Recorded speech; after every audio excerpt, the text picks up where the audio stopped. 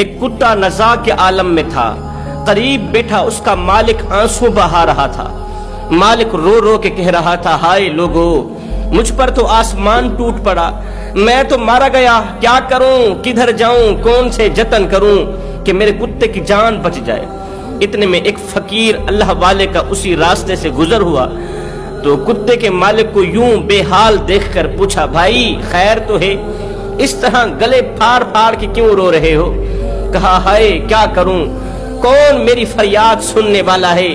یہ میرا وفادار جانور، وفادار کتا، چراغ لے کے بھی ڈھونڈوں تو نہیں ملے گا، دن کو شکار کر کے لاتا، رات کو میرے مکان کی رکھوالی کرتا، نگہبانی کرتا، کیا مجال کہ پرندہ بھی پر مار جائے، کتا کہوں یا اسے شیر کہوں؟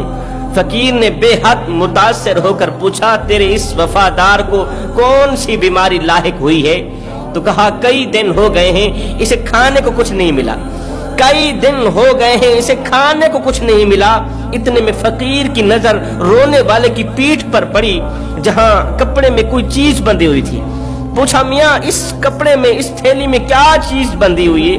یہ کپڑا کیوں لپٹا ہوا ہے؟ اس نے جواب دیا، اے اللہ والے، کل کے لیے کچھ روٹیاں اور کچھ سالن بندھا ہوا ہے، کچھ روٹیاں، سالن اور ساتھ میں حلوہ بندھا ہوا ہے۔ یہ سن کر فقیر کو سخت تعجب ہوا، کہنے لگا، او بندہ خدا، تیرا اتنا پیارا اور وفادار جانور بھوک سے مر رہا ہے، اور تیرا وفادار کتا بھوک سے مر رہا ہے، روٹی ہونے کے باوجود بھی تو اسے کھانے کو کچھ نہیں دیتا۔ یہ سن کر مالک نے کہا، بے شک مجھے کتا عزیز ہے، لیکن اتنا بھی عزیز نہیں کہ یہ روٹیاں اسے کھلا دوں، اتنا بھی پیارا نہیں کہ اپنی روٹیاں اسے کھلا دوں۔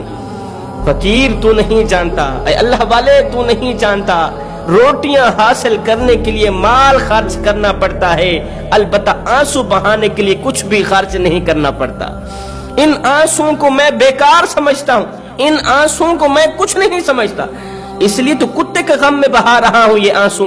فقیر نے کہا، او تیرا ستیہ ناس ہو، او نادان، آنسو تو وہ خون ہے جسے غم نے پانی بنا دیا، آنسو تو وہ قیمتی سرمایہ ہے جو روٹھے ہوئے رب کو راضی کرنے کا ذریعہ بنتا ہے، آنسو تو وہ قیمتی سرمایہ ہے جو اللہ سے ہر بات منوانے کا سبب بنتا ہے، اللہ سے ہر بات منوا کر ہی دم لیتا ہے۔ آنسو تو وہ چیز ہے کہ آنکھوں کی پپلیوں سے نکل کر ابھی گالوں تک نہیں جاتا کہ اللہ کی طرف سے فیصلے پہلے ہو جاتے ہیں۔